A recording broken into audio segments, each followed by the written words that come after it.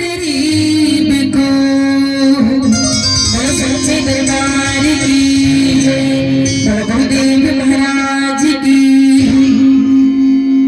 गुरुदेव दया करके मुझको अपना लेगा, मैं शरण पड़ा तेरी मुझको अपना लेगा। गुरुदेव दया करके मुझको अपना लेगा। गुरुदेव दया करके मुझको अपना लेगा।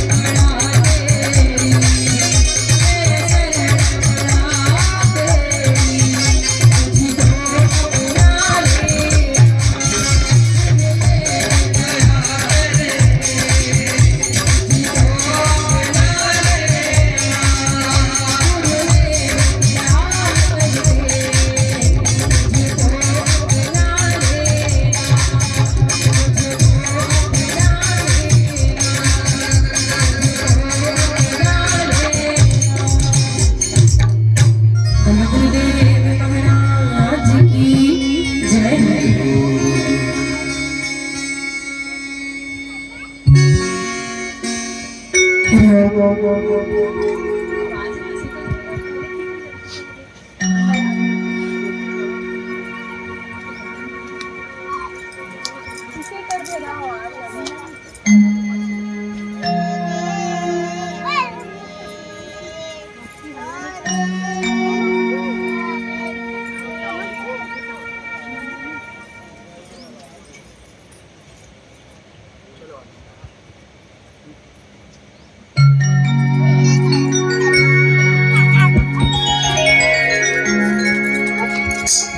भूलवा के बिहारी लाल की जय।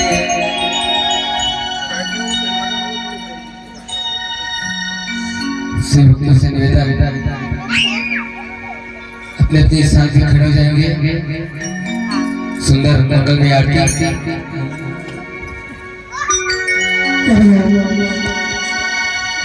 श्री भागवत भगवान की है आरती।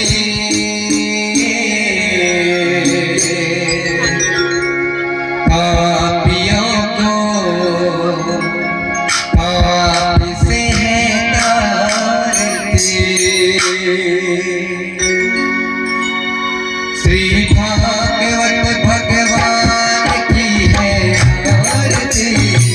पापियों को पाप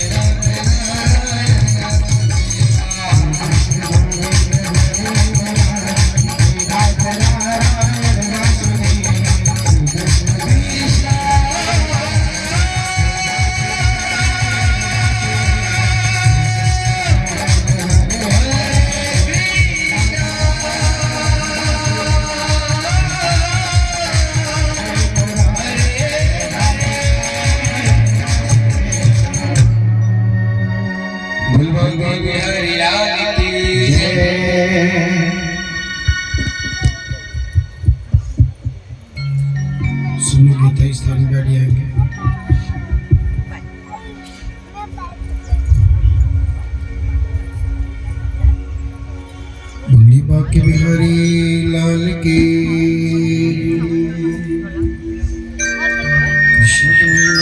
लाल की मुरली वाले की श्रीमद् भागवत महापुराण की जय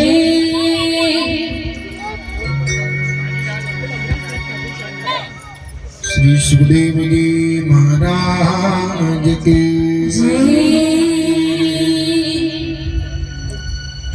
गुरुर्ब्रह्मा गुरुर्विष्णु गुरुर्देवो महेश्वर गुरुः साक्षात् परं ब्रह्म तस्मै श्री गुरुवे नमः। वक्रतुंड महाकाय सूर्यकोटिसमप्रभ निर्विघ्नं कुरु मे देव सर्वकार्येषु सर्वमंगल शिवे सर्वार्थ साधिके शरणे त्र्यंबके गौरी नारायणी नमोस्तुते। मंगलम भगवान विष्णु मंगलम गरुड़ाय मंगलम पुंडरीकाक्ष मंगलाय तनोहरि कृष्णाय वासुदेवाय देवकी नंदनाय च नंदगोपकुमाराय गोविंदाय नमो नमः। वासुदेव सुतं देव कंसचारुर्मर्दनं देवकी परमानन्दं कृष्णं वन्दे जगद्गुरुं। मूकं करोति वाचालं पंगुं लङ्घयति गिरिं यत्कृपातमहं वन्दे परमानन्दमाधवं। नमो ब्रह्मण्य देवाय गो ब्राह्मणहिताय च जगद्वेदाय कृष्णाय गोविन्दाय नमो नमः। अतुलित बलधामं हिमशैलावदेहं जलजमने कृष्णं ज्ञानिनामग्रगण्यं सकलगुणनिधानं वानराणामधीशं रघुपते प्रियभक्तमं वातजातं नमामि। मनोजवं मारुततुल्यवेगं जितेन्द्रियं बुद्धिमतां वरिष्ठं वातात्मजं श्रीरामदूतं शरणं प्रपद्ये। नमस्ते शारदे देवी सरस्वती नदी प्रदे प्रसिद्धे मम जीवाग्रे सर्वविद्याप्रदाना भव। जय जय जय राधारमण जय जय नवल किशोर जय गोपी चितचोर प्रभु जय जय माखन चोर राधे मेरी माँ मात गए पिता मेरे घनश्याम, इन दोनों के चरणों में कोटि कोटि प्रणाम।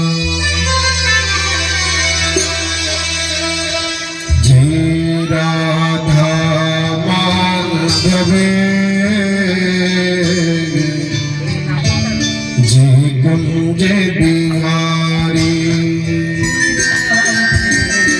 जय राधा माधव, जय कुंज बिहारी।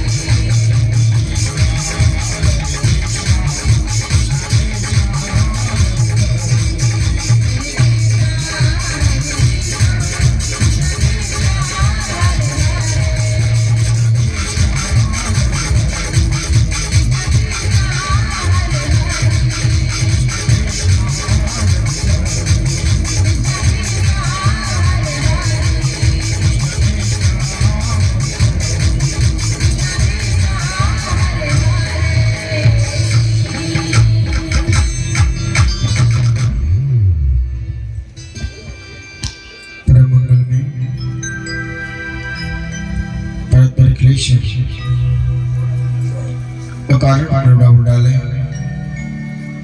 भक्त अवश्य बल पदरो शीतलित बिंदित पीतांबरधारी श्री बालकृष्ण लाल की वांग में प्रतिमूर्ति श्रीमद् भागवत सप्ताह प्रवचन ज्ञान महायज्ञ का कथा का तृतीय दिवस और द्वितीय पहर का मंगल में शुभारंभ करते हैं।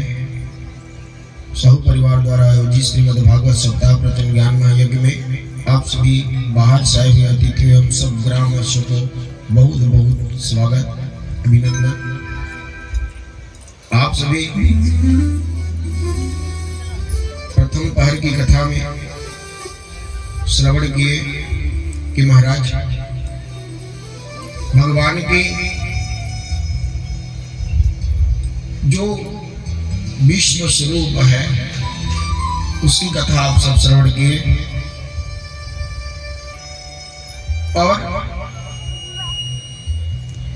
विश्व स्वरूप और जो भरत जी महाराज हैं ज्ञानी तो थे लेकिन उनका नाम जड़ भरत ही रख दिया महाराज। ज्ञान था उसको लेकिन अपने पिताजी को कभी मंत्र नहीं सुनाए, एक भी मंत्र उनको नहीं सुनाए।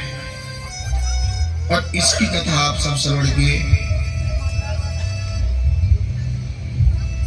एक बार किसी व्यक्ति का संबंध भगवान से जुड़ जाए, चाहे वो उम्र में छोटे ही क्यों ना हो, चाहे उम्र में कितने ही बड़े क्यों ना हो, भगवान से संबंध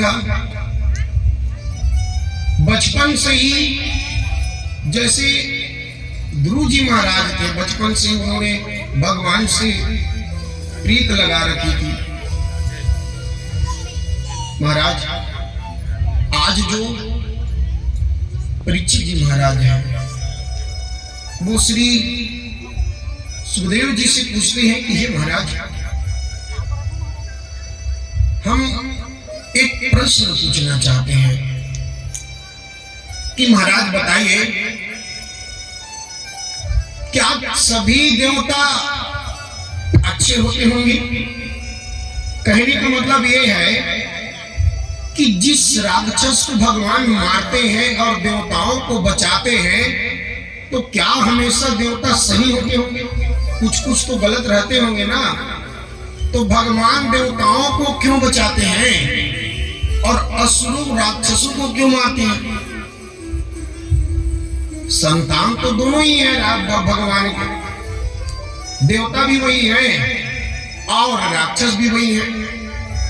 कोई पापी भगवान को माने चाहे ना माने, लेकिन भगवान के लिए तो मनुष्य है ही और भगवान उसको भी उतना प्रेम करेगा महाराज। लेकिन दुष्टों को क्यों मारते हैं और भगवान को देवताओं को क्यों बचाते हैं? सुखदेव जी कहने लगे परीक्षित ऐसी बात नहीं है। देखिए भगवान ये कहते हैं कि महाराज भगवान के शरण में जो आते हैं वो कभी मतलब सच्चे मन से लेकर के जो कामना लेकर के आते हैं कभी खाली हाथ नहीं जाते। लेकिन महाराज वो कभी सामने आगे आती ही नहीं है। एक बार नारद जी महाराज जब पांडव लोग राशि यज्ञ कर रहे थे तो राशि यज्ञ में सब भगवान श्री कृष्ण आदि सब बैठे थे और उस राशि यज्ञ में एक प्रश्न हुई कि सर्वप्रथम किसकी पूजा की जाए। और ऐसे प्रश्न हुए तो पांचों पांडव के तो सर्वस्व है भगवान कृष्ण जी महाराज। तो सब पांचों पांडव ने कहा कि सबसे पहली पूजा हमारी कृष्ण की होनी चाहिए। अब सब पांचों पांडव लोग बोल रहे हैं कि सबसे पहली पूजा की अधिकारी हमारे श्री कृष्ण जी हैं, उसकी पहली पूजा होनी चाहिए। उसी सभा में बैठा था शिशुपाल। शिशुपाल कहने लगा कि इस ग्वारिये की पूजा, अरे 4 दिन पहले गोकुल की गलियों में गौ चराता था, जिसके माता का पता नहीं, जिसके पिता का नहीं, जिसके कुल की पता नहीं, जिसकी बिरादरी की पता नहीं है, उसकी पहले पूजा। हम इसे नहीं मान सकते। इस प्रकार से जब शिशुपाल कहने लगे, पांचों पांडव के सामने कोई भगवान को बुरा भला कहे और पांचों पांडव सुनते रहे, ऐसा हो सकता है क्या? पांचों पांडव भीम को अपने गदा उठा के टुकड़े टुकड़े कर दूंगा शिशुपाल का। और महाराज भगवान बोले कि नहीं नहीं, इसको कोई नहीं मार सकता, इसको हम ही मारेंगे। शिशुपाल गाली दे रहा है, भगवान उनको कह रहे हैं कि शिशुपाल रुक जा, तो और आगे मत बढ़। और शिशुपाल भगवान को गिन गिन करके गाली दे रहा है। ये ग्वारिया, ये पहले वस्त्र चुराता था, माखन चुराता था, ब्रज की गलियों में ये गोपियों के साथ रास रचाता था, इसकी माता की पता नहीं, इसकी बिरादरी की पता नहीं, इसकी पहले पूजा हम लोग करेंगे। इस तरह वो गिन गिन करके भगवान को गाली दे रहा था। जैसे ही 100 से 101 गालियां हुई, भगवान बोले कि शिशुपाल खबरदार, अब इससे आगे और मत बढ़ना। और जैसे शिशुपाल ने 100 से 101 गालियां हुई, भगवान तुरंत अपनी सुदर्शन चक्र निकाले और शिशुपाल का उद्धार कर दिए। और महाराज शिशुपाल का उद्धार थोड़ी किए, उसको मुक्ति दे दिए। कौन सी मुक्ति? तो सायुज्य मुक्ति। सायुज्य मुक्ति ये सबसे बड़ी मुक्ति है। सायुज्य मुक्ति, भगवान उसके जो आत्मा है वो भगवान के हृदय में समा गए। सबके सामने उसी सभा में देवर्षि नारद जी और युधिष्ठिर जी महाराज बैठे थे। युधिष्ठिर जी देखे तो नारद जी से कहने लगे कि महाराज ये शिशुपाल तो भगवान को गिन गिन करके गालियां देता था, वो भी बिना पानी पिए, और रोज इनका आदत था कि जब तक 100 गालियां भगवान को न देते थे इनका भोजन ना पचता। तो ये बताइए, जो इतना भगवान को गाली देता था उसको भगवान ने कैसे मुक्ति दे दी? नारद जी महाराज कहते हैं कि महाराज भले ये शिशुपाल भगवान को गाली देता था, लेकिन भगवान को याद तो करता था। भले ये भगवान को गाली देता था, लेकिन ये भगवान को याद कर करके उसको गाली देता था। और भगवान कहते हैं कि किसी भी तरह से हो आप हमको याद करो। भगवान नहीं कहते हैं, कहते महाराज कोई मित्र अपने मित्र को भले भूल सकता है। आप कहीं जा रहे हैं, आपका मित्र का घर अगर रास्ते में ही पड़े तो आप सोचेंगे कि चलो ना दूसरे दिन मिल लेंगे। कितना भी घनिष्ठ मित्र हो फिर भी आप बोलोगे कि चलो दूसरे दिन मिल लेंगे। लेकिन महाराज कोई शत्रु हो ना, और उस शत्रु के घर से भी गुजरोगे तो वो शत्रु याद आ जाएगा आपको कि ये शत्रु का घर है मेरा। और जितना मित्र अपने मित्र को याद नहीं करता, उससे कहीं ज्यादा अपने शत्रु एक शत्रु को याद करता है। भगवान श्री जो सुखदेव जी महाराज परीक्षित से कहते, परीक्षित इसका मतलब यही है कि जो भगवान के सामने आता है वो पार हो जाता है, और जो पीछे में ही रहता है वो कहां से भला पार लगेगा। जो कभी कथा कभी सुना नहीं, जो भगवान का कभी भजन किया नहीं, और वो कहेगा कि हम पार हो जाएंगे, तो महाराज वो कहां से पार होंगे।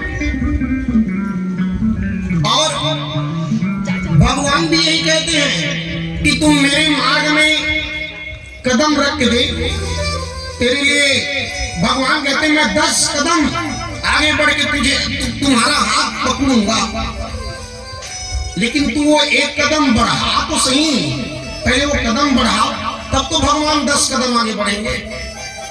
और तुम कदम को बढ़ा ही नहीं रहे हो और कहोगे कि भगवान हमारा हाथ नहीं पकड़ रहा है। भगवान कहते हैं कि मेरे लिए खर्च करके तो देख, तुम्हारे लिए कुबेर में खोल दूं तो कहना, लेकिन कोई भगवान के लिए खर्च करे तब ना। गलत कार्यों के लिए सबके पास पैसा है, लेकिन भगवान के लिए किसी के पास पैसे नहीं है।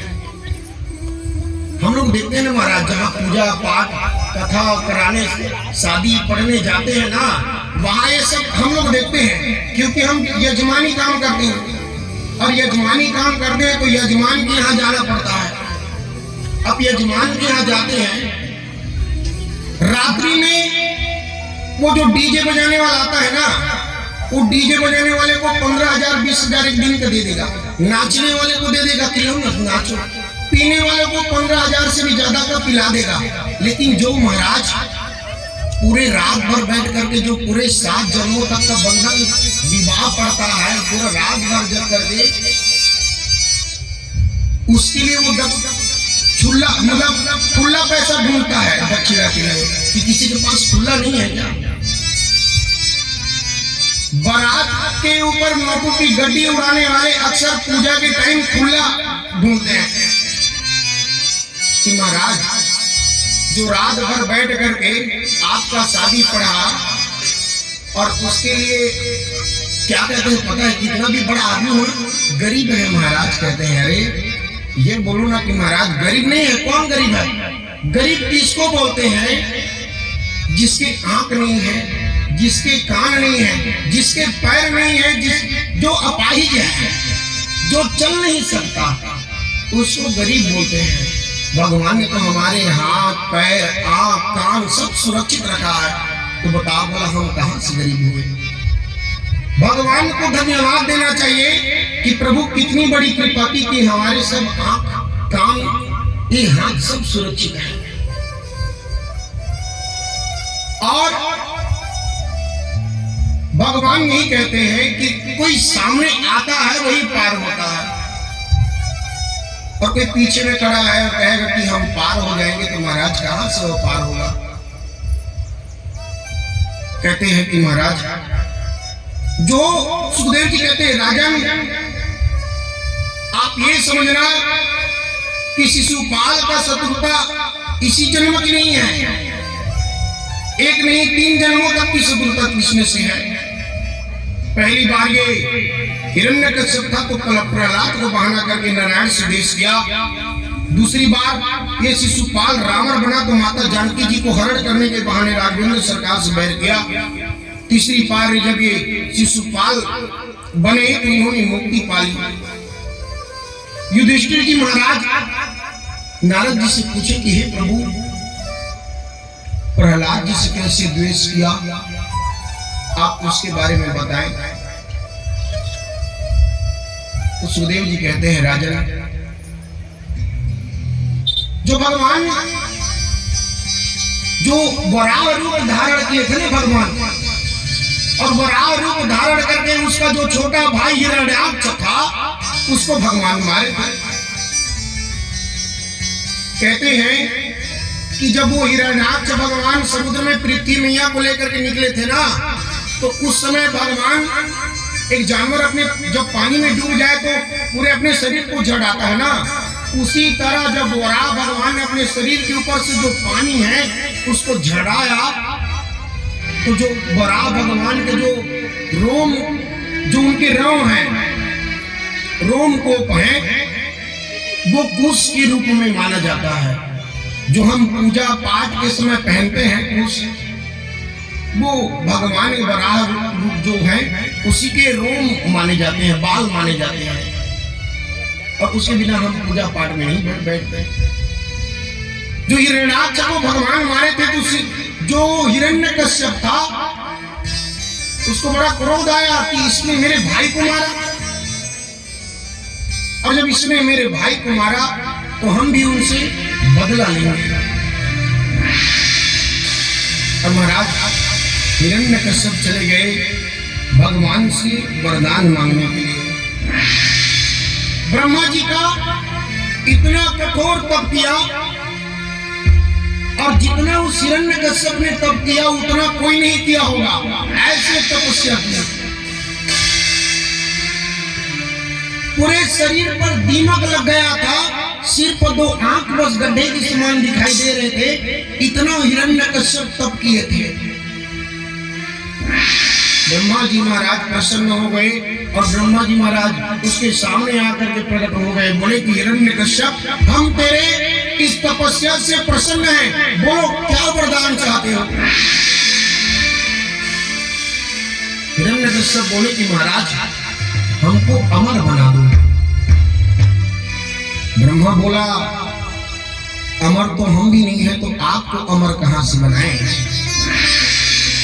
अमर तो हम भी नहीं है। तो बोले कि महाराज एक चीज करो, अगर आप अमर नहीं बना सकते ना। हिरण्यकश्यप ने तो वरदान की झड़ी लगा दी पूरा। हिरण्यकश्यप कह रहे हैं कि महाराज हमारा वरदान तो सुनो। और हिरण्यकश्यप कहने लगे कि महाराज न अस्त्र से, न शस्त्र से, न मनुष्य से, न राक्षस से, न देव से, न अंदर न बाहर, आपके 12 महीनों में मैं किसी दिन भी न मरूं, न दिन में मरूं, न रात में मरूं, न अंदर मरूं, न बाहर मरूं, मुझे किसी भी प्रकार से कोई नहीं मार सके, ऐसा आशीर्वाद दो। ब्रह्मा जी बोले कि तुम्हारा वरदान तो थोड़ा कठिन लग रहा है मुझे, लेकिन तुम्हारे जैसा तपस्या भी कोई नहीं किया है, तो हम तुम्हें वरदान देते हैं। और जब वो हिरण्यकश्यप तपस्या के लिए गए थे ना, तो इधर जो कयाधु मियां है, जो हिरण्यकश्यप की पत्नी और प्रहलाद जी की मां थी, इंद्र ने उसके सारे पुत्रों को मार दिया। और इसी कारण वो जो हिरण्यकश्यप था वो और भगवान से शत्रुता करता था। नारद जी महाराज कयाधु मैया को वरदान दिए थे कि हे मैया, तुम जितने दिन चाहो, जब तक तुम्हारे पति तपस्या करके वापस नहीं आ जाते, तब तक तुम इस गर्भ को रख सकती हो, ये हमारा आशीर्वाद है। और इस प्रकार नारद जी आशीर्वाद दिए थे। जब हिरण्यकश्यप वरदान लेकर के आए, वो बालक जन्म लिया महाराज, और वो बालक उसी का नाम प्रहलाद हुआ। और बचपन से ही भगवान से इनका संबंध था। बचपन से ही ये भगवान के परम लाडले भक्त थे। हम बचपन से ही अपने बालकों को अगर सुंदर शिक्षा देना, भगवान के प्रति उनका जो मन है उनको बढ़ावा दे, तो महाराज वो जरूर, अरे कम से कम भगत नहीं बनेगा तो कम से कम भगवान को तो जानेगा, पूजा पाठ करेगा। तो बचपन से ही जो बालक है उसको भगवान के चरणों में पूजन पाठ करने के लिए बोलो कि कम से कम वो भगवान में अगरबत्ती तो जलाए, कम से कम कुछ ना करे तो कम से कम एक अगरबत्ती तो जलाए। और बचपन से ही आप उसमें सुंदर शिक्षा डाले रहेंगे तो बाद में आपको काम आएंगे। और बचपन में ही सुंदर शिक्षा नहीं दे पाएंगे ना महाराज, तो हमको बाद में रोना पड़ेगा। आप लोग शुरू दिन कथा में सुने थे कि धुनकारी को उसके जो माता पिता है वो सुंदर शिक्षा नहीं दे पाए, ऐसा फटकार लगाया धुनकारी उनके माता पिता को, दोनों बोल रहे थे कि इस पुत्र से अच्छा मैं बिना पुत्र के अच्छी थी। तो महाराज बाद में पछताना पड़े, वैसा हम काम ही क्यों करें, इसलिए पहले से ही उसमें सुंदर शिक्षा डाले। प्रहलाद जी का जो मन था वो बचपन से ही भगवान के प्रति अग्रसर था। प्रहलाद जी महाराज धीरे धीरे बड़े हो रहे हैं। प्रहलाद जी को गुरुकुल में पढ़ने के लिए भेजा। वहां के जो गुरु जी महाराज संत अमर हैं, और वही नहीं उसके साथ जितने भी जो राक्षस के जो पुत्र थे, राक्षसों के, वो सब पढ़ते थे। अकेला प्रहलाद नहीं पढ़ता था, जितने दैत्य थे, उसके जितने पुत्र थे, बालक थे, सब उस गुरुकुल में पढ़ते थे। प्रहलाद को भी वहां पढ़ने के लिए भेजा। उस विद्यालय का नाम हिरण्यकश्यप दानव विश्वविद्यालय, वहां दानवों के बालक पढ़ते थे। और महाराज वहां कौन सी शिक्षा दी जाती थी? तो वहां एक ही शिक्षा दी जाती थी। ये शिक्षा दी जाती थी कि महाराज बताते थे कि नारायण हमारे शत्रु और हिरण्यकश्यप हमारे भगवान। नारायण हमारे शत्रु, हिरण्यकश्यप हमारे भगवान। इस प्रकार से वहां बच्चों को यही सिखाया जाता था। और यही बच्चों को सिखाया जा रहा था। लेकिन जिसका लगन भगवान से लग गया हो, वो महाराज आप उसको कितना भी सिखाएं, लेकिन वो तो भगवान से लगन लग चुका है उसका। और जो प्रहलाद जी महाराज हैं, उनका लगन भगवान से लग चुका है। बचपन में जो प्रहलाद जी थे, वो बचपन से ही भगवान के प्रति बड़ा प्रेम करते थे। कभी कभी तो वो जोर से रोने लगता था, कभी कभी जोर से हंसने लगता था। सुखदेव जी महाराज कहते हैं कि हे महाराज, कि वो रोता क्यों था, क्यों रोता था? सुखदेव जी बोले कि परीक्षित, रोता इसलिए था कि हे प्रभु, कब हमको दर्शन दोगे, कब हमको आप दर्शन दोगे, इसलिए रोता था। लेकिन महाराज हंसता क्यों था? तो हंसता इसलिए था कि हे महाराज, कितनी कृपा की कि हमको मनुष्य शरीर दिया। हे महाराज, कब दर्शन दोगे? इस प्रकार से जो प्रहलाद जी हैं, वो भगवान के चरणों में बड़ा प्रेम श्रद्धा भाव रखता था। और जो प्रहलाद जी महाराज हैं, वो भगवान उसके लगन में लग गए थे। कहते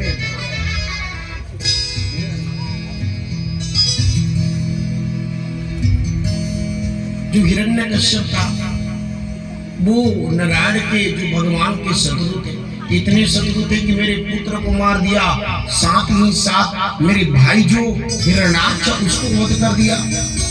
अब मैं उससे बदला लूंगा। इस प्रकार से उन्होंने वरदान लेकर के आया है।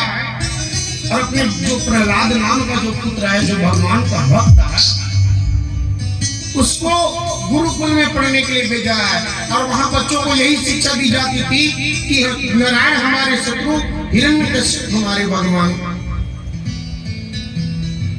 इस प्रकार उस जो गुरुकुल में दैत्यों के बालक थे, उन सबको ऐसी शिक्षा दी जाती थी। प्रहलाद जी मन ही मन भगवान को याद करके रोने लगते, हंसने लगते। बड़ा सुंदर भाव है। कहते हैं कि मेरी लगी शाम सुंदरी, ये दुनिया क्या जाने, ओ मेरी लगी शाम सुंदरी, ये दुनिया क्या जाने।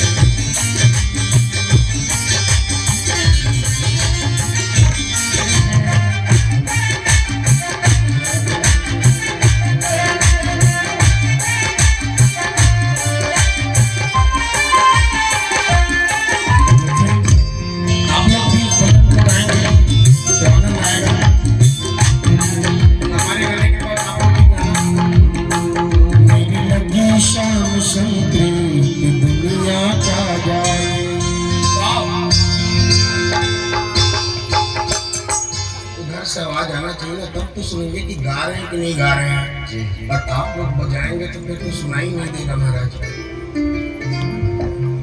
मेरी लगी शाम संप्रीत दुनिया क्या जाने,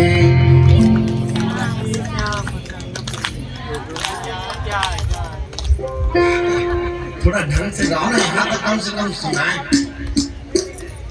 ऐसा लग रहा है कि उपवास रख करके बैठे हैं। मेरी लगी शाम संग प्रीत दुनिया क्या जाने,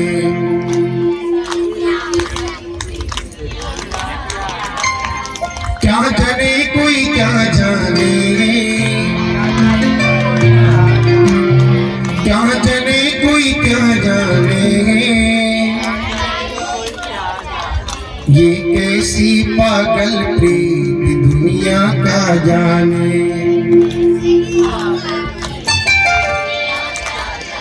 मेरी लगी शाम संग प्रीत दुनिया क्या जाने,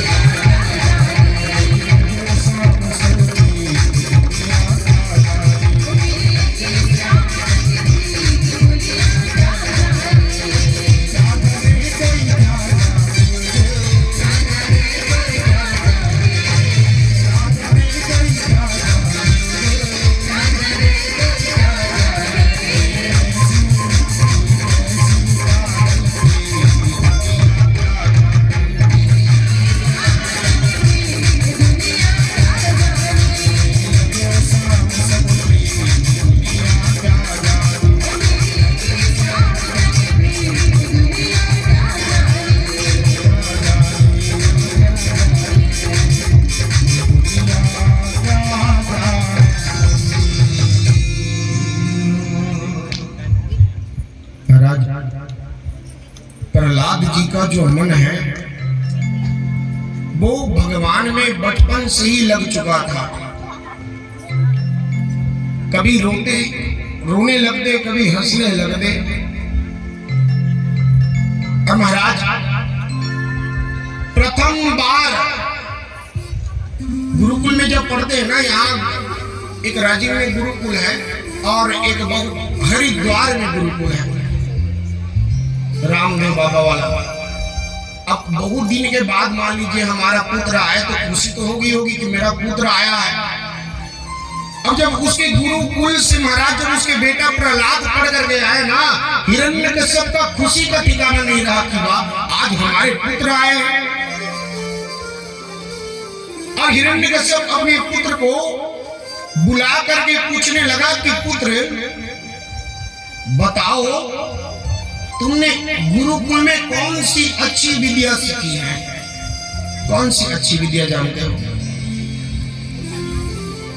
हिरण्यकश्यप ये सोच रहा है कि बोलेगा कि नारायण हमारे शत्रु और हिरण्यकश्यप हमारे भगवान, यही पढ़ाया जाता था वहां।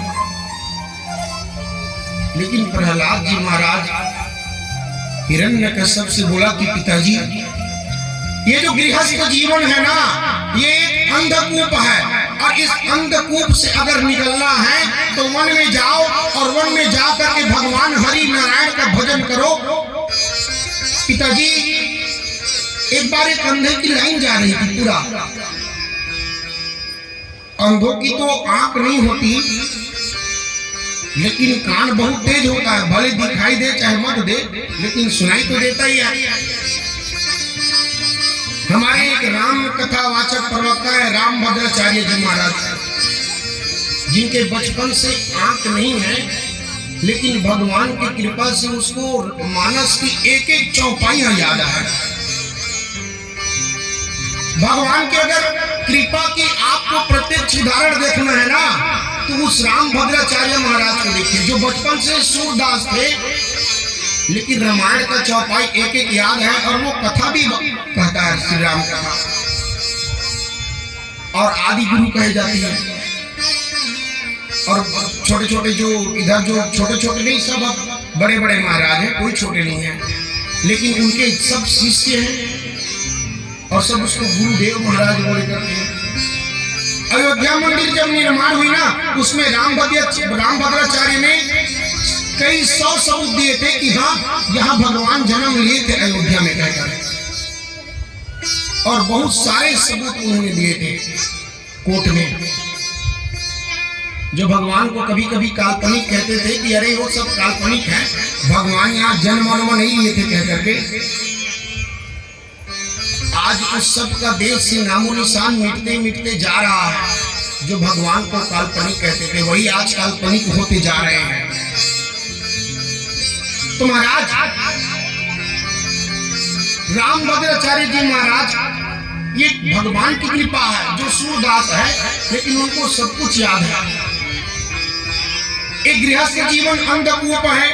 ये जो बच्चे सामने में इधर उधर कर रहे हैं उन सब से जाओ जाओ जाओ आप लोग उधर। अब बच्चे लोग क्या है ना, उन लोग कथा सुनने नहीं आते हैं, उन लोग को सिर्फ भजन चले ना तो हम लोग ताली वाली बजाएं, अब उन लोग उसी के लिए बैठे रहते हैं। अब इनमें क्या है, जो कथा ध्यान से सुनते हैं ना उनको बड़ी डिस्टर्ब होती है। और हम भी अगर ध्यान से कथा सुना रहे हैं, अब कोई इधर उधर कर रहे हैं तो महाराज हमको भी डिस्टर्ब हो जाता है कि हम कहाँ पर आए थे, क्या कथा सुना रहे थे, ये भी भूल जाते हैं। जब लाइन से क्रमशः चल रहता है, चलता रहता है तो ठीक रहता है। तो महाराज ये जो गृहस्थ जीवन है वो अंधकूप है। एक बार अंधों की लाइन जा रही थी, उसमें बहुत सारे अंधे थे। अब जब एक अंधा नीचे गिरा ना खाई में, तो धड़ाम से आवाज आई, सब अंधा सतर्क हो गया कि सुनो सामने कुछ गड्ढा दिखाई दे रहा है, ऐसा आभास हो रहा है, कोई आगे मत बढ़ना। अब ऐसे बोले तो पूरे अंधों की लाइन थी वो पूरे सतर्क हो गई। अब क्या सोच रहा है पता है, जो नीचे खाई में गिरा ना वो अंधा सोच रहा है हम गिर गए तो गिर गए, ये भी गिरता तो अच्छा रहता। अब वो पूछ रहे क्यों भाई, सामने कुछ गड्ढा है? बोले नहीं नहीं अच्छा है, तुम लोग भी आओ। अब वो जो दूसरा अंधा गिरा ना वो कहने लगा कि इसने हमको नहीं बताया। अब जब इसने हमको नहीं बताया तो हम उसको क्यों बताएं? और ये भी बोलने लगा कि नहीं नहीं आ जाओ, कुछ खतरा नहीं है। अब वो भी गिर गया, वो भी सोचने लगा इसने हमको नहीं बताया तो हम उसको क्यों बताएं। ऐसे करते करते पूरे अंधों की लाइन थी वो खाई में पूरा गिर गई, लेकिन कोई किसी को नहीं बताया कि इसमें खाई है तो मत कूदो कह करके। पिताजी ये जो गृहस्थ जीवन है ना वो अंधकूप है, और अगर इस अंधकूप से निकलना है तो वन में चले जाओ और वन में जाकर के भगवान हरि का नारायण का भजन करो। इस प्रकार जब हिरण्यकश्यप सुने कि मेरा बेटा मुझे शिक्षा दे रहा है और वो भी ये बोल रहा है कि वन में जाओ और नारायण का भजन करो, अपने गुरु है ना संत अमर का, उनको कहने लगे कि क्यों यही शिक्षा देते हो बच्चों को विद्यालय में? देखो मेरा पुत्र कह रहा है कि नारायण का भजन करो और तुम लोग यही सिखाते हो विद्यालय में। अगली बार अगर ऐसा हुआ तो तुम दोनों का खैर नहीं। इस प्रकार गुरु जी को डांट फटकार करके फिर से गुरु जी के पास गुरु आश्रम में भेज दिए। प्रहलाद जी महाराज को एक बार ध्यान से देकर के पढ़ाया जा रहा है। विद्यालय में जब विद्यालय से नोटिस आते हैं पिताजी के पास कि आपको बालक सम्मेलन में पहुंचना है कह करके, तो वहां जब पहुंचते हैं तो बताते हैं कि तुम्हारा बेटा ऐसा करता है, ये बदमाशी करता है। कई बच्चे बड़े होशियार, कब पालक सम्मेलन हुआ कब क्या हुआ किसी को खबर नहीं है। वो तो खुद पालक बन गया है। और कैसे नहीं है तुम्हारे पालक? तो बोले घर में काम था तो नहीं आए बस। और महाराज इस तरह जो प्रहलाद है उसको ध्यान से एकाग्र करके पढ़ाया जा रहा है। प्रहलाद, लेकिन प्रहलाद को तो पढ़ाया जा रहा है अलग से, लेकिन उनका संबंध तो भगवान से जुड़ गया है। बहुत दिन हो गए उस गुरुकुल में, और कई वर्षों बाद आज फिर जो प्रहलाद जी महाराज हैं वो आ रहे हैं आज हिरण्यकश्यप से मिलने के लिए। हिरण्यकश्यप से मिलने के लिए महाराज उसके पुत्र आए। आज प्रहलाद जी को हिरण्यकश्यप अपने गोद में उठा लिए, अपने गोद में उठा करके अपने सिंहासन पर बैठ गए, और सिंहासन पर बैठ करके कहने लगे कि पुत्र बताओ तुमने कौन सी सुंदर विद्या सीखी है गुरुकुल में। प्रहलाद जी कहने लगे कि पिताजी, अब पिताजी जब अच्छे विद्या पूछ रहे हैं तो कुछ अच्छे बताते हैं, और अच्छी तो भगवान के जो नाम है वही अच्छे हैं, बाकी जो गुरु पढ़ाते हैं वो अच्छे थोड़ी हैं। अब महाराज अपने पिताजी को नवधा भक्ति के बारे में बता रहे हैं कि पिताजी कि श्रवणम कीर्तनम विष्णु स्मरणम पाद सेवनम और अर्चनम वंदनम दास्यम साख्य आत्मनिवेदनम। पिताजी भगवान के चरणों में प्रीति रखने के लिए 9 प्रकार की भक्ति है जिसे हम नवधा भक्ति कहते हैं, और इस नवधा भक्ति में प्रथम है श्रवणम। भगवान की भजन को सुनो, भगवान की कथा को सुनो, उसके श्रवण करो। श्रवण करने के बाद भगवान का कीर्तन करो, भगवान का स्मरण करो, भगवान के चरण का सेवन करो, उनके चरणामृत का सेवन करो। इस प्रकार उनका अर्चन करो, वंदन करो, भगवान से दास से भाव रखो। इस प्रकार जब प्रहलाद जी अपने पिताजी को नवधा भक्ति का उपदेश दिए, प्रहलाद जी के जब बात को सुने तो हिरण्यकश्यप आग बबूला हो गया और कहने लगा कि महाराज, अपने गुरु को कहने लगा कि क्यों इसी तरह मेरे बच्चों को तुमने पूरे बुद्धि को बिगाड़ रखा है। एक गली में अगर एक तिलकधारी हो जाए ना तो पूरे मोहल्ला तिलकधारी हो जाता है। इस प्रकार हिरण्यकश्यप अपने गुरुओं को बता रहा है कि सुनो, अगर एक मोहल्ले में एक तिलक लगाने वाला हो गया ना तो उसे देख करके 2-4 लोग तिलक लगाते हैं। अगर ये प्रहलाद अगर नारायण का नाम जपना शुरू कर दिया तो मेरे उस गुरुकुल में जो जितने भी दैत्य के जो बालक कर रहे हैं वो सब नारायण नाम लेने लगेंगे, तब कैसे करोगे। और महाराज प्रहलाद जी को अनेक तरह से मारने का प्रयास किया, प्रहलाद जी को जल में डुबा करके मारने का प्रयास किया, जेल में कई दिनों तक उसको भूखा रखा, हाथी के सामने उसे कुचल कर मारने का प्रयास किया। होलिका देवी आई, होलिका देवी जल करके राख हो गई, लेकिन वो प्रहलाद जी को नहीं जला पाए। और जब सब तरह से जब हिरण्यकश्यप थक गया, हार गया, तो फिर अपने गुरुओं से कहने लगा कि इसको ले जाओ, नहीं मर रहा है तो हम लोग क्या करेंगे, इससे अच्छा लेके जाओ, वही पढ़ाते रहेंगे।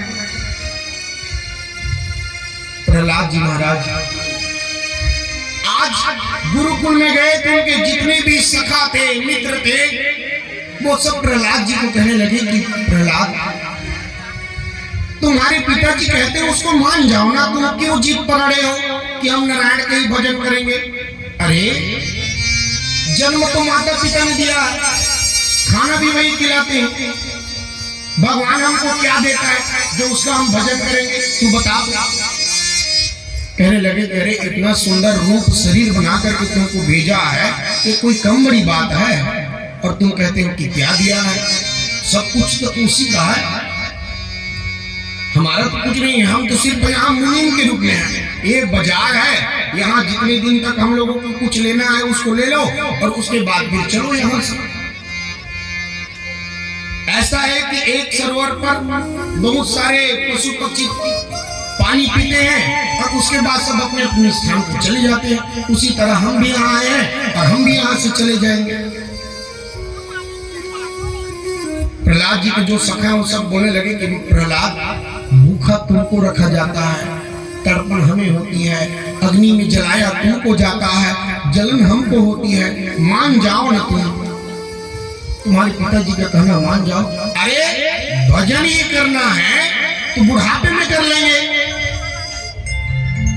प्रहलाद जी कहने लगे कि सुनो, अभी भजन ही नहीं किए रहोगे तो बुढ़ापे में कहाँ भजन करोगे?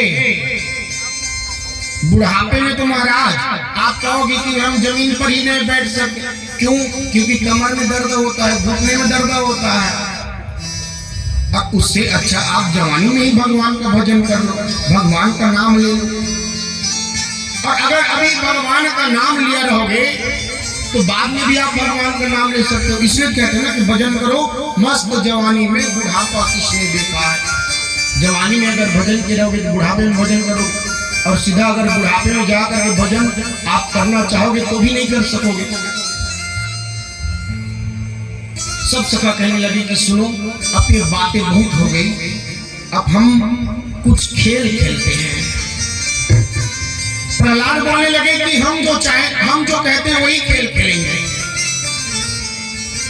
तो बोले कौन सा खेल खेलेंगे? तो भजन करेंगे भगवान का। तो कौन सा भजन करेंगे? तो बोले कि पहले तैयारी तो करो। गुरुकुल में पढ़ते थे, कोई थाली उठाया, कोई गिलास पकड़ा, कोई कटोरी पकड़ा, और सब लोग महाराज गा रहे हैं कि श्रीमन नारायण नारायण हरि हरि, बद्री नारायण नारायण हरि हरि। और इस प्रकार सब जो असुर के बालक हैं वो सब नाच रहे हैं। अब सब नाच रहे हैं, कोई झांझ बजा रहे, कोई मंजीरा बजा रहा है, कोई थाली को बजा रहे, कोई गिलास, कोई कटोरी को पकड़ करके बजा रहा है। और इस तरह सब लोग नाच रहे हैं। बहुत देर हो गया, ये आवाज को गुरु जी के कानों पर पहुंची। गुरु जी के कानों पर पहुंची तो उन्होंने कहा, ये नारायण नाम का भजन कौन कर रहा है?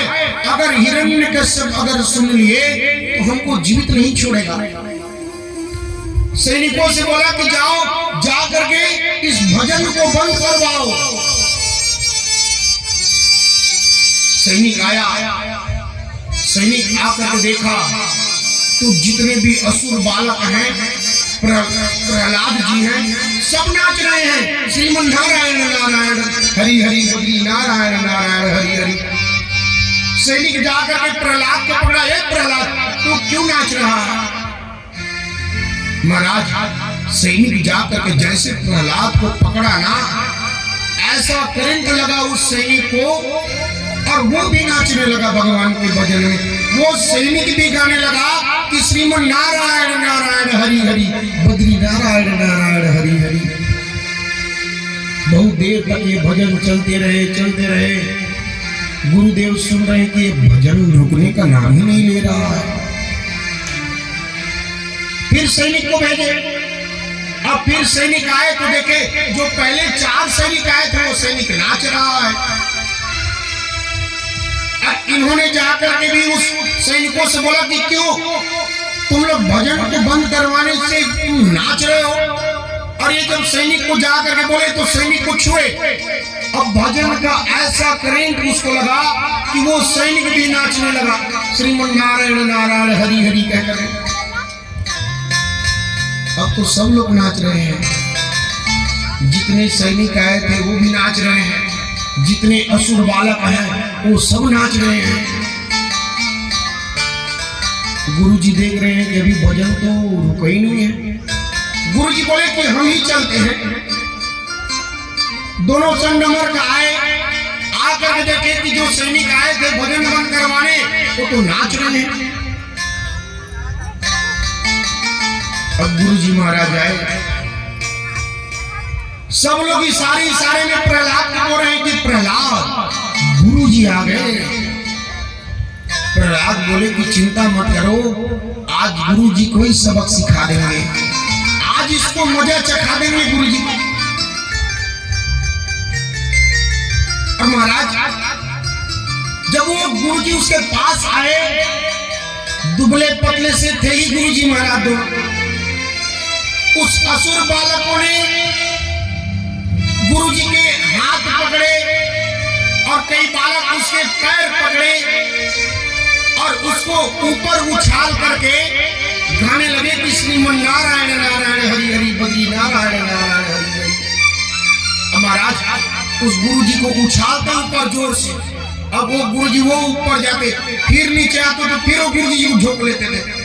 अब फिर ऊपर फेंकते और फिर सब भजन गाने लगे।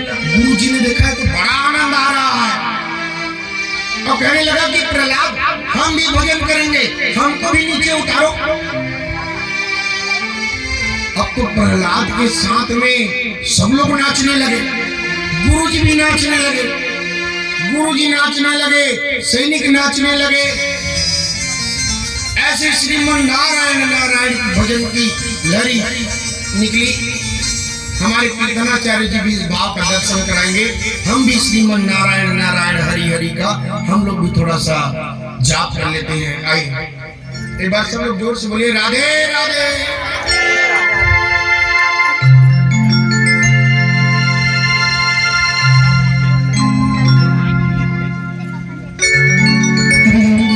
हरि राधे।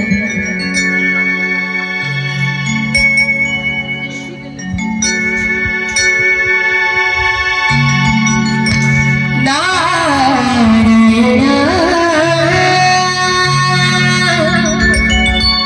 नारायण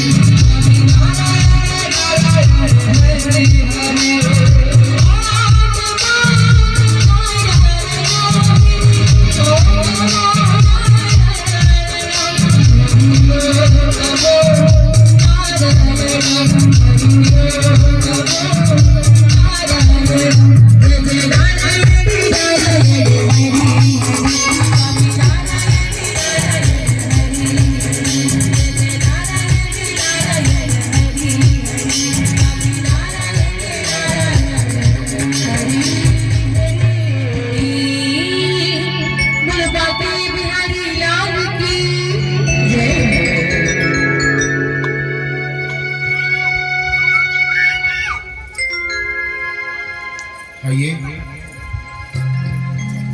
बड़ी सुंदर कथा चल रही थी कि महाराज सब लोग कीर्तन में नाच रहे हैं। जो सैनिक कीर्तन बंद कराने आया था वो भी उस कीर्तन में नाचने लगा। गुरुजी आए कीर्तन बंद करवाने, वो भी उस कीर्तन में नाचने लगे। अब सब लोग नाच रहे हैं और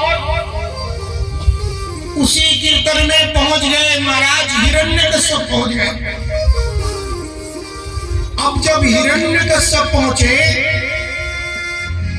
और देखे कि आज प्रहलाद ने तो पूरा असुर बालकों को ही पूरा नचा दिया। हिरण्यकश्यप आग बबूला हो गया। उन्होंने जाकर के प्रहलाद को नहीं छुआ। अगर प्रहलाद भी उसको छूते न महाराज तो वो भी अपने आप को नहीं रोक पाते नाचने से। उन्होंने जाकर के प्रहलाद को नहीं छुआ। वो हिरण्यकश्यप गया और जाकर के जैसे जमीन पर एक मुट्ठा मारे, एक मुट्ठा, तो महाराज पूरे सन्नाटा छा गया। अब सब लोग इस साइड में कहने लगे कि प्रहलाद देख तेरा पिताजी आ गया। हम कह रहे थे कि हम लोग भजन नहीं करेंगे, तू मान नहीं रहा था। जो जिस अवस्था में था, किसी के दोनों हाथ कमर पर थे वो उसी में रुक गए।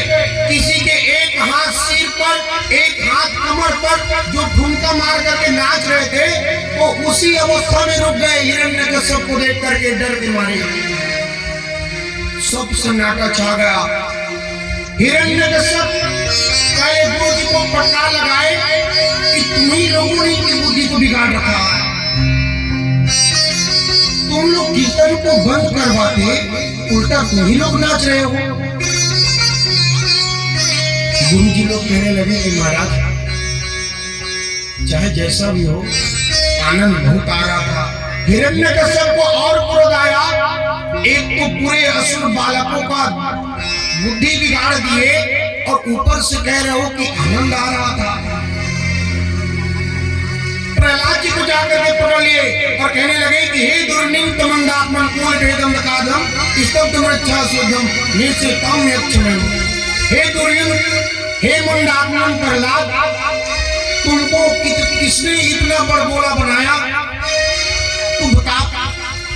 लेकिन मैंने तुमको बार बार समझाने का प्रयास किया, लेकिन तुमने मेरी बात नहीं मानी। तुमको कौन इतना बड़बोला बनाया है, बता तो सही। मैं तुमसे बाद में निपटूंगा, पहले उससे निपटूंगा, बताओ कहां है। प्रहलाद कहते हैं कि पिताजी कि न केवलम में भवताश राजन सबलम बलिनाम च परिसम परेवमेना स्थिर जंगमेना ब्रह्मादयो वंशम परिणीतः। पिताजी वो तो सर्वांतर्यामी है, न केवल मेरे में ही, वो तो आपके में जो आप बोल रहे हैं ना, तो बोलने की शक्ति वही दिए हैं और आप तभी बोल पा रहे हैं। हे पिताजी वो तो सब जगह है, वो कहाँ नहीं है। कहते हैं कि सूर अनेक पिरे कड़मांगन पैपद सूर स्वस्वाद कहाँ।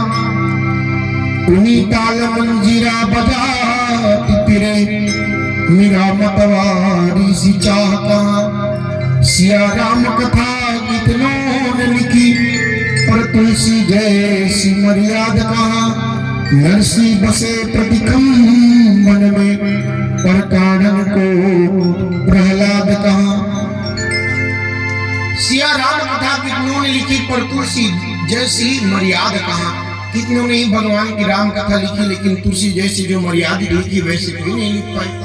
अभी तो सब लोग मंजीरा बजा रहे हैं, लेकिन जैसे मीरा जी चाह उसमें थी वैसे किसी की भी नहीं है। उसी प्रकार आज भी नरसिंह भगवान प्रति खंभा में रहते हैं, लेकिन उसको निकालने के लिए प्रहलाद भी तो चाहिए। लेकिन कोई प्रहलाद ही नहीं है तो नरसिंह भगवान कहां से प्रकट हो। प्रहलाद जी कहने लगे कि पिताजी, इस खंभे में भगवान है और मुझे दिखाई दे रहा है। इस प्रकार से जब हिरण्यकश्यप से प्रहलाद बोले कि पिताजी, इस खंभे में भगवान है और मुझको दिखाई देता है, हिरण्यकश्यप अपने तलवार निकाले और बोले कि है। प्रहलाद बोला कि हाँ पिताजी, इसमें भगवान है। और जैसे हिरण्यकश्यप उसमें तलवार मारे, उस खंभन से मेरे नरसिंह भगवान प्रकट हो गए। बोले नरसिंह अवतार भगवान की महाराज। उस खंभे से जब नरसिंह भगवान प्रकट हुए, कुम्हार करते हुए प्रकट हुए, और जब नरसिंह भगवान प्रकट हुए, एक पल के लिए तो उसे भी देख करके हिरण्यकश्यप एक बार देखा तो डर गया कि पता नहीं ये क्या है। ये जो नरसिंह भगवान है वो हुंकार करता हुआ हिरण्यकश्यप पर झपटा। जो हिरण्यकश्यप को कहने लगे कि सुनो महाराज, आप हमको नहीं मार सकते। भगवान ने भी देखा कि अभी समय तो आया नहीं है इसको मारने का, तो भगवान उसके साथ खाली उसको नचा रहे हैं युद्ध कर करके, समय करने के लिए। जैसे गोधूली बेला हुई, हिरण्यकश्यप महाराज जो भगवान नरसिंह, उन्होंने देखा कि अब ये ठीक समय है। नरसिंह भगवान ने हिरण्यकश्यप को पकड़ा और हिरण्यकश्यप को पकड़ करके अपने जंघाओं में, अपने गोद में बिठा दिया। अपने गोद में बिठा करके जो नरसिंह भगवान हिरण्यकश्यप को अपने गोद में बिठाए, और जो घर की देहरी होती है चौखट, वहीं पर जाकर के भगवान बैठ गए। हिरण्यकश्यप कहने लगा कि हे महाराज, आप हमको नहीं मार सकते। तो बोले क्यों नहीं मार सकते? अरे हमने ब्रह्मा जी से वरदान मांगा है। भगवान बोले कौन कौन से वरदान मांगे हैं तुमने? तो बोले कि महाराज, न नर से, न मनुष्य से, न पशु, न पक्षी, न जानवर।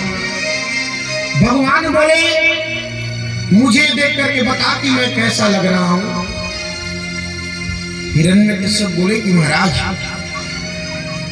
न आप मनुष्य लगते हैं, न जानवर लगते हैं, बस आपके जो मुख है वो शेर के समान है, बाकी संपूर्ण शरीर तो आपका मनुष्य जैसा। पता नहीं आप न जानवर हो न मनुष्य हो, पता नहीं आप कहां से प्रकट हो गए। हिरण्यकश्यप कहने लगे, भगवान नरसिंह बोले कि बताओ और तुमने कौन से वरदान मांगे हैं? हिरण्यकश्यप बोले कि महाराज, न अस्त्र से मरे न शस्त्र से मरे। भगवान अपनी लंबी लंबी जो नाखून है ना, उसको दिखा करके कहने लगे कि हम इससे तेरा वध करेंगे। न ये अस्त्र है और न ये शस्त्र है, इससे तेरा पेट हम फाड़ेंगे और इससे तुम्हारा वध करेंगे। हिरण्यकश्यप बोले महाराज, कभी आप हमको नहीं मार सकते। तो बोले क्यों? तो न हम दिन में मरेंगे न रात में मरेंगे, ऐसे वरदान मांगे थे। भगवान बोले कि इधर समय को देख करके बता, ये दिन है कि रात है? हिरण्यकश्यप बोला कि महाराज, न तो ये दिन है और न ही ये रात है, ये तो गोधूली समय है, संध्या का समय है। हिरण्यकश्यप बोला अभी भी हमारे वरदान बाकी हैं, तो बताओ और कौन से वरदान मांगे हैं?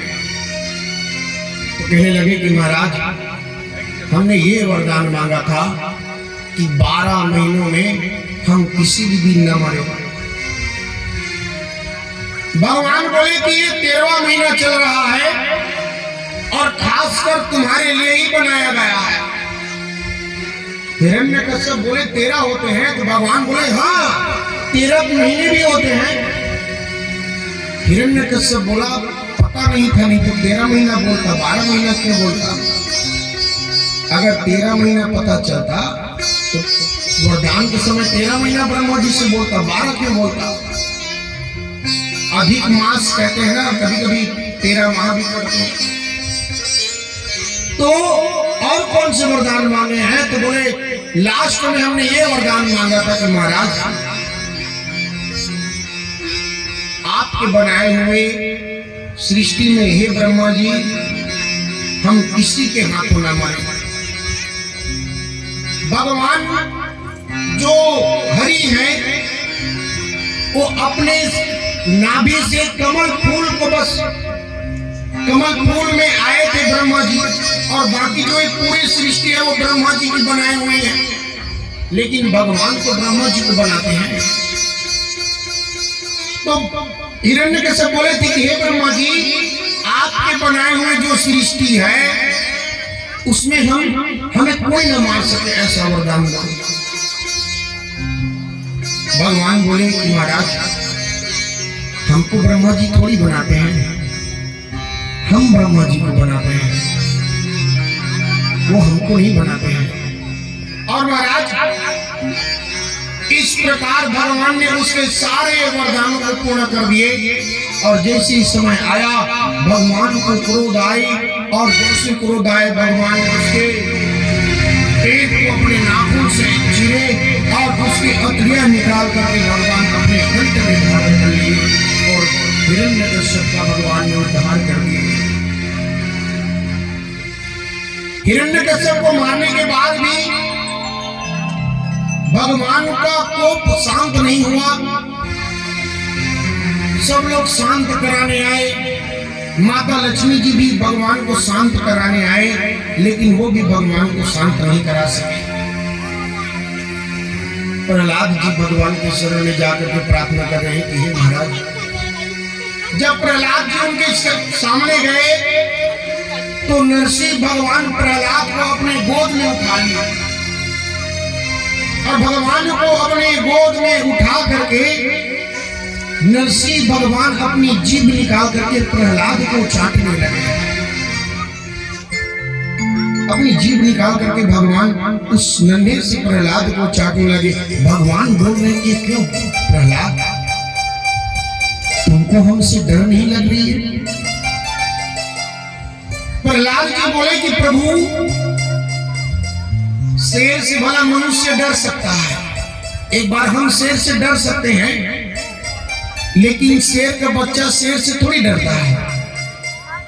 प्रहलाद जी कहते हैं कि हे प्रभु हम तो आपके बच्चे हैं, और अगर हम ही डर से अगर दूर भागेंगे तो हम आपसे प्रेम कैसे करेंगे? हे महाराज हमें आपसे डर नहीं लग रही है। नरसिंह भगवान कहने लगे कि बताओ तुम्हें कौन सा वरदान दो? प्रहलाद जी कहने लगे हे प्रभु हमको कुछ नहीं चाहिए, हमारे ऊपर बस इतनी सी कृपा कर दो कि जो हमारे पिताजी है ना वो आपको शत्रुता, बहुत शत्रु रखते थे आपके प्रति, जो शत्रुता का भाव है वो बहुत था, आपको बार बार वो गाली देता था। आप उन्हें असदगति प्रदान मत करना, आप उसे क्षमा करना। इस प्रकार से प्रहलाद जी महाराज हैं, वो भगवान से प्रार्थना कर रहे हैं। भगवान भी बोले कि प्रहलाद तेरे जैसे भक्त जिस घर में होता है हम उसके 21 पीढ़ी का उद्धार करते हैं। 7 पीढ़ी माता पक्ष से मामा गांव के, 7 पीढ़ी पितृ पक्ष से अपने पिताजी के, और 7 पक्ष सास ससुर के पक्ष से। इस प्रकार हम 21 पीढ़ी का उद्धार करते हैं। तुम जरा भी चिंता ना करो, हम तुम्हारे पिताजी को कभी असदगति प्रदान नहीं करेंगे। और इस प्रकार भगवान ने प्रहलाद जी को अपने गोद में उठाए और गोद में उठा करके अपना वरद हस्त, जो वरदान देने वाला हस्त रहता है, प्रहलाद जी के सिर पर रखे। प्रहलाद जी ने भगवान के चरणों में प्रणाम किए और बोले कि हे प्रभु कितनी बड़ी आपने हम पर कृपा की।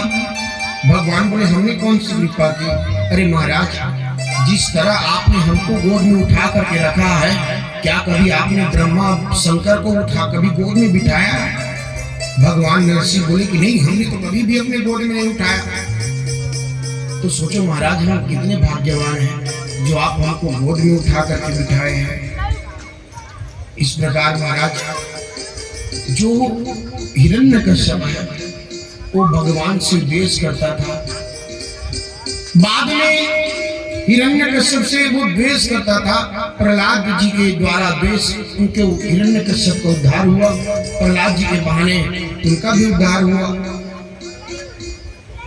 ये कथा का ये भाव है कि गृहस्थ जीवन प्रत्येक परिस्थिति में, जो गृहस्थ जीवन है वो प्रत्येक परिस्थिति में आप प्रत्येक काम करते वक्त भी आप भगवान का नाम लेते रहें। घर में आप झाड़ू पोछा भी लगा रहे हैं तो आप भगवान का नाम लीजिए, भगवान का भजन कीजिए और भगवान का नाम आप लेते रहिए। महाराज, ये गृहस्थ जीवन के लिए, गृहस्थों के लिए कहा गया है कि अगर तुम गृहस्थ जीवन में हो तो तुम भगवान का नाम जपो। प्रत्येक परिस्थिति में, घर में खाना भी बना रहे हो तो भगवान का नाम लो। और गृहस्थ जीवन को चाहिए कि महाराज वो खूब धन कमाए। ये नहीं कि आप पैसा ना कमाए, पैसा तो सबके लिए काम आता है, लेकिन महाराज पैसे के साथ साथ आप भगवान का भी भजन कीजिए, नाम लीजिए, तब तो फिर वो काम आएगा।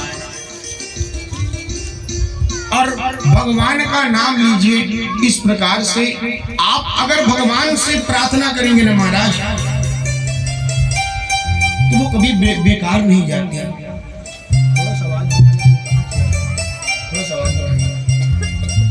और हम सच्चे मन लेकर के अगर भगवान का भजन करते हैं तो भगवान हमारी जरूर सुनते हैं। एक विश्वास होता है ना भगवान के प्रति, वो दृढ़ होना चाहिए। और ये नहीं कि आप भगवान सुने नहीं और तुम भगवान ही बदल दिए। कई लोग होते हैं ऐसे कि थोड़ा सा कष्ट मिला, दुख मिला, क्या उसके बाद उन्होंने भगवान ही बदल दिया। अब ये भगवान नहीं सुन रहे हैं तो हम दूसरा भगवान को अपना लेते हैं, दूसरे धर्म के भगवान को अपना लेते हैं। महाराज, अपने धर्म में आदमी को मर जाना चाहिए, लेकिन दूसरे धर्म को अपनाना नहीं चाहिए। और धर्मो रक्षति रक्षिता कहते हैं, धर्म की रक्षा आप करेंगे तो आपकी रक्षा धर्म करेगा। इसलिए अपने धर्म में आदमी को मर जाना चाहिए, लेकिन दूसरे धर्म को स्वीकार नहीं करनी चाहिए। अपने हिंदू देवी देवताओं की पूजन करो, ना कि किसी अन्य देवी देवताओं की पूजा करो। आजकल अनेक प्रकार के धर्म प्रकट हो रहे हैं जो मात्र दिखावे के लिए रहता है। ये ज्यादा दिन तक चलने वाला नहीं है। हमारा सबसे पुराना धर्म हमारा सनातन धर्म है और इसलिए सनातन धर्म को मानिए। सनातन धर्म के जो हिंदू देवी देवताएं हैं, शंकर जी हैं, गणेश जी हैं, उन सबको आप मानिए। उन सबको अगर आप मानते हैं तो महाराज वो भी कृपा करेंगे। नहीं तो एक दिन ऐसे होगा, कहते हैं ना कि धोबी का कुत्ता घर का ना घाट का, और उसी तरह एक दिन वो हो जाएगा जो भगवान को बदलता रहता है। अपने हिंदू देवी देवताओं के पूजन पाठ कीजिए, सच्चे मन से भगवान की प्रार्थना कीजिए, पूजन कीजिए। अगर हमारा मन अगर साफ है और हमारे मन में अगर विश्वास है तो परमात्मा जरूर मिलेंगे और हमारी प्रार्थना जरूर सुनते हैं। कहते हैं ना, ये प्रार्थना दिल की बेकार नहीं होगी, ये प्रार्थना दिल की बेकार नहीं होगी। पूरा है भरोसा, पूरा है भरोसा, मेरी हार नहीं होगी।